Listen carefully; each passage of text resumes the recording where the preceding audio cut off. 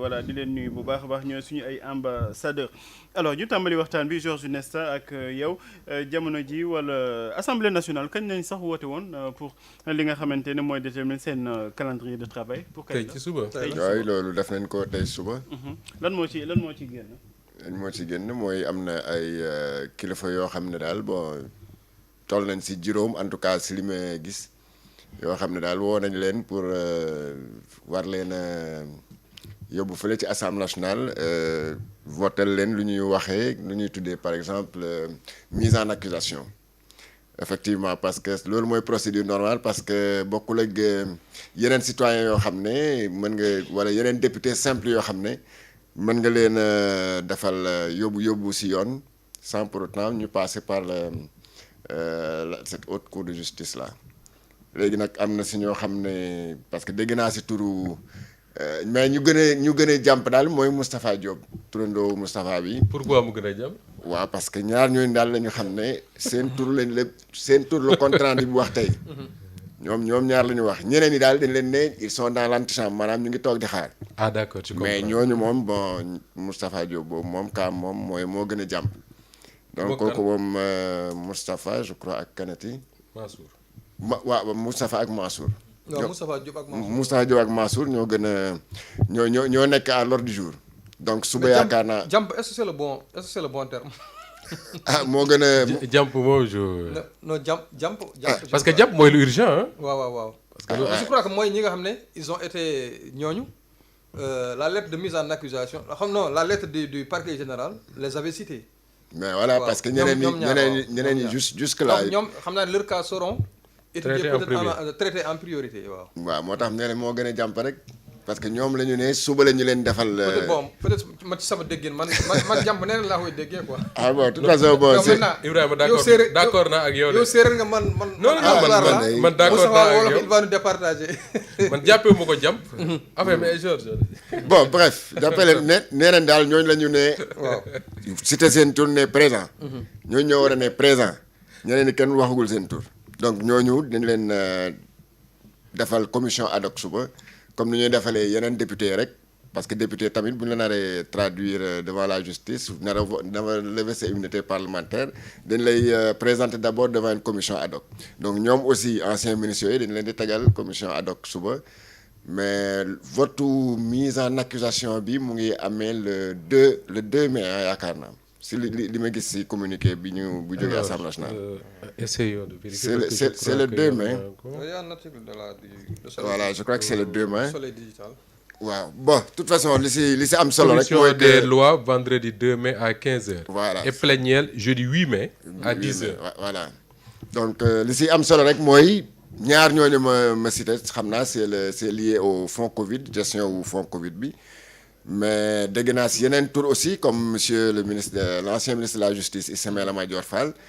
mais kooku yaakaar naa. c'est la curiosité yaakaaruma daal voilà dafa bett ñëpp. parce que fonds Covid bi quand même mën nga ko dégg si ministère yëpp scandale yi mën nga ko dégg si ministère yëpp mais ba léegi déggoo ko si ministère de la justice wala ministère de l'intérieur wala forces armées bon ça c'est des ministères un peu particuliers parce que xam naa benn magistrat ñemul woon taxaw à l'époque ne man ceeb dafa manqué suma kër. wala temps yi Covid ba tax na ba plaider tuma wala leneen donc ça peut se comprendre quand même qu'il y ait pas de scandale là-bas bokkul ak comme ministre de la communication nga xam ne fala sabar bi tase nga xam ne paa yaa ngi dóorante ay laafa boobu léegi 150 millions kii ne jot naa première tranche kii ne deuxième baa ngi koy xaar ba léegi yóbbu nañu suma kayit ak carte d'identité loolu yëpp nag war naa leer donc je crois que coow li léegi mu leer parce que gestion fonds Covid bi boo ko étudier dëgg-dëgg nga xam ne ce n'est que l'arbre qui cache la forêt parce que bu fekkee ne ay nit ay sénégalais ay responsables ay kilifa ñeme nañu jàpp alal mi nga xam ne alalu mbooloo la c'était destiné pour xeex benn musiba moo xam ne moo ñëw Sénégal ñooñu am fitu jël xaalis boobu kon xam nga ne am na ñoo xam ne bu Sénégal bu nekkoon si comme Macky Sall dafa ne woon xaalis baa ngi ne gañ donc am na ñoo xam ne peut-être ils ont fait pire que ça lii kay lu tax mu garaaw mooy c'est que dañoo nekk ay Sénégal yoo xam ne dañoo ñeme jël deretu Sénégalais wala loo xam ne sax am na Sénégal yoo xam ne ñàkk nañ seen bakkan ñoom ñu lekk ko comme ça foofu la mbir mi nekk te ensuite l'autre fait bi nga xam ne moo gën a heurté Sénégalais yi mooy que. oui wóor na ma ne tey depuis 2000 mbir maa ngi xew depuis 2020. ñu koy topp ba rapport bi gën depuis 2022 kenn waxu si. Assemblée nationale bi fi nekkoon bëggul woon si def dara. di traîner les pieds ba mujjee dem. donc ça veut dire même bu fi Macky Sall nekkoon nii naroon na passé par perte et profit maanaam kenn du toppat xaalis boobu. te sax nguuru Macky Sall lu tax sax mu def effort boobu si mbir mi. c'est que c'est les partenaires financiers ñoo xam ne ñu sax ay sénégalais. ñoo ñëwoon fii Sénégal nee leen ne xaalis bi may dégg nii lii dafa war a leer. ñoo leen dimbali woon dañu bëgg xam xaalis foon ko dugg. voilà ñoo xam ne ñoo jàppale woon Sénégal waxuma la ñoo xam ne Sénégalais la ñuy dugal seen xaalis. mais ñoo xam ne c'était des ay étrangers leen duñu ay sénégalais mais dugal seen xaalis si mbir mi. looloo gën a tax sax bon ñoom peut-être le gouvernement xaw a paniqué xam ne nii nag nekkatul seulement coow boo xam ne sénégalais mais bitim réew la yem et puis donc dem na bitim réew donc il faut ñu def si dara. donc léegi nag nañu dégg assemblée nationale Moustapha Diop moomu cité nañ ko bon keroog bu ñu ko cité sax dafa ne moom yàkkamti naa dem assemblée te ñaan na sax député yëpp voté la mise en accusation. C'était dans l'affaire Tabaski Ngom. C'est deux affaires différentes. Ah oui là c'était ça la levée de son immunité parlementaire boobu mook Tabaski Ngom la voilà mais boobu xam naa gars yi dinañ si ñëw mais bii nii pour la mise en accusation même bu ko député yeeg voté wul je crois qu'il suffit d'une majorité simple pour lever son immunité parlementaire. Il faut 3/5. Non, une majorité simple. Mise en accusation. Oui. Non, il faut 3/5. Non, lever immunité parlementaire bi ñu lever immunité parlementaire non. Hein? bi ñu mettre en accusation kii Idriss Seck. Oui. C'était ay 3/5 affaire bi indi woon fii ay problème ay. Non, calcul ak affaire yooyu. je crois que c'est une majorité simple. Non, majorité qualifiée là. Je pense que c'est 3/5. Ça D'accord. il doit faire 99 députés. je- Mais là, je- il faut que, je crois que les députés qui ne participent pas au vote, nous les compter. Comme non, les non. 8 députés titulaires Voilà, de la haute cour avec les suppléants. Non, ñooñu duñu voté. Non, dañu voté. Ils sont pas votés. Bon, de toute façon, Oui. même bu fekkee ne sax c'est une majorité au 3/5. Yaakaar naa ne député Pastef am na ko ba mu Pastef Pastef am na nombre boobu. D'accord. Donc le Pastef n'a même pas besoin di dem si keneen pour jàppale naan ay opposition nañ si jàpp wala. d'accord oustaz moo def lu kenn sañul dugg sama studio bi ànd ak ay nit di làkk ay arabam mi ngi ndax sama ginnaaw ñi koy fay kay fa xaala alors Moustapha Diop en même temps dañuy lever waale immunité parlementaire de ces anciens ministres ku ci mel ni Moustapha Diop ak Salimata Diop njóobee ni moom sikk nañu de ñoom ñaar dañu nekk ay député ci assemblée nationale. Ah oui, Ndeye Saly est député. waaw ñoom ñaar ñëpp dañuy. Mais Ndeye Saly la. Salimata Diop laa gis de. Non, Salimata Diop lañ bind. Salimata Diop moomu de. waaw Salimata Diop waaw nañu. mais Il moom est ministre de la famille.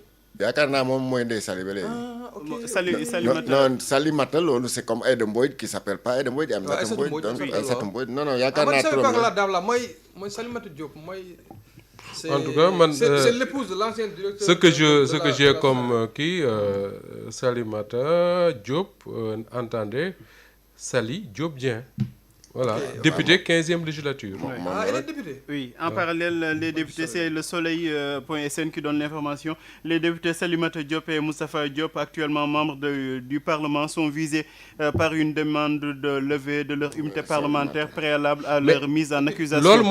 Lolo moi explique la commission ad hoc Oui. pour lever cette immunité. Le vendredi 25 à 10h. Voilà, donc... Suivi d'une plénière moi, de les donne ratification. expliquer ça. Oui, effectivement, suivi d'une plénière de ratification le lundi 28 avril à 10h et d'une plénière pour statuer sur la levée d'immunité le vendredi 2 mai à 10h. Loolu lu muy concerné mooy seen levée immunité parlementaire Salimata Diop ak bu Moustapha Diop préalable avant ñuy def. Oui, li nga xamante avant ne mise mooy en seen accusation. mise en accusation parce que dañu am immunité Et parlementaire. puis li ci intéressant mooy que à chaque fois qu'on aura besoin de Moustapha Diop par exemple, je donne son exemple, il va falloir retourner à l'Assemblée, lever encore son immunité parlementaire parce que même son immunité était levée. Oui, une première fois. De la même manière, Thierno, la commission d'instruction, sous fait que la résolution de la mise en accusation Dialna, la commission d'instruction qui sera dirigée par le premier président de la cour d'appel, je pense, à chaque fois, sous enquêté, ba gis ne dafa am charge bu ñu war a dolli ci mbir mi,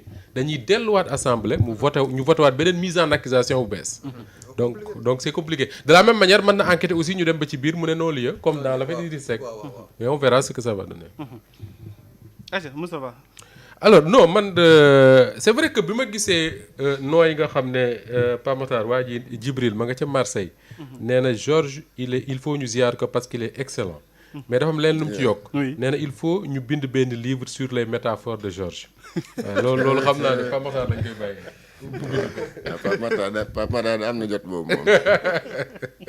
donc je disais Pape man bi ma gisee sànq la liste bi nga xam ne moom moo commencé di daw sur certaines plateformes j'avoue que am na ci yoo xam ne bett na ma oui parce que ci wàllu Covid bi li Sénégalais yu bari yu ma dégg ak presse bi nga xam ne ñoo ko bind sax dañ doon wax ne Abdoulaye Diouf Sarr Mokhtar Ba ancien ministre des sports Abdoulaye Diouf Sarr ancien ministre de la santé à l'époque des faits oui doon wax Mansour Faye Moustapha Diop et cetera mais li ma nekk team nii di ko gis y a que le nom de Moustapha Diop et Mansour Faye oui mu ñëwaat ci li nga xam ne moom lañ doon waxaat effectivement ce qui m'amène à dire une première chose mooy nous de la presse parfois je me dis il faut que dans ces affaires-là qu'on évite d'aller plus loin que ñu yor dossier parce que le procureur keroog bi muy wax il a pris la précaution de dire que ni moom du cëram mu fiy toog di citer ay tours naan diw ak diw ak diw il a dit 5 ministres yem ca effectivement. et malheureusement nous de la presse ñun ñoo def ci gémmiñu procureur wala ci làmmiñu procureur ay turu 5 ministres Oui. di leen citer pour le moment je dis pas que kenn du topp Abdoulaye Diouf Sarr kenn topp Matar Ba ça m'étonne d'ailleurs mais pour le moment ñoom nekkuñu ci li nga xam ne mooy dossier ñu déposé assemblée pour ci li ma gis beneen bi mooy je vois des noms yoo xam ne man xaw na ma bett aussi parce que Sophie Gladima oui franchement ba ñuy wax mbir yi ba léegi gisuma woon turam fenn Sali Mata Diop bii ñuy wax de la même manière bi ñuy wax mbir yi ba léegi man gisuma woon turam fenn même si dans le rapport am na yu ñu ci mën a kii quoi mais le plus étonnant mooy li Georges wax sànq Ismaïla Madior Fall Ismaïla man je dois avouer que ni démb xamoon naa ne Ismaïla Madior Fall dinañ ko topp mais yaakaaruma woon ne mbir yu gaawee nii lay gaawee en fait je me disais démb rek maa ngi koy waxtaane fii ak une de mes collègues Mame Khary Diéry Fall pour ne pas la citer naan je suis à peu près sûr que d'autres noms vont suivre j'ai pas cité de nom mais je savais quelque part que ni Ismaïla Madior Fall bokk na ci ñi nga xam ne suñ ko mënee waxee noonu comme ni ko les journalistes de la presse écrite di waxee mi ngi ci collimateur de la justice comme on dit mais yaakaaruma woon wax dëgg yàlla très honnêtement que ni tey jii danañ toog di waxtaane l'ancien ministre de la justice maintenant su ma xoolee également li nga xam ne moom laa ci jot a lire ko ci nii moo di ne son affaire n'est pas forcément liée au dossier Covid on verra comment ça va évoluer parce que Georges pose de bonnes questions mooy la justice en quoi la leen Covid impacté bañ war a am problème mu xaalis foofule bañ ciy tudd l'ancien ministre de quoi il s'agit on verra dans les prochaines heures voire dans les prochains jours de quoi il s'agit exactement on verra mais en tout cas je dois avouer que ni le cas Ismaïla Madior Fall quand même xaw na ma étonné un peu ak Sali Diop Dieng ak l'autre nu mu tudd Sophie Gladima Siby voilà surtout que Ismaïla Madior Fall nekkul woon ministre de la justice pendant période boobu ñuy wax noonu la période indiquée la période de la Covid là. oui il était où non boobu maître Malick Sall moo nekkoon je crois moo nekkoon. waaw parce que bi ñuy xeex ci affaire kii ba maître Malick Sall moo nekkoon ministre moom moo doon wax ne d'ailleurs que ni xeex bi li tax mu metti mooy ay mbëri yoo xam ne. voilà dañoo entraîné bëgg a bëree gars yi tëj arène yeeg yooyu mënuñu bëre ndax Covid bi. c'est lui qui disait ça voilà. bon moom Ismaïla Madior Fall nekkoon na avant ministre de la justice ensuite mu génn ci gouvernement bi. oui bon il a fait ça à travers le désert ba après.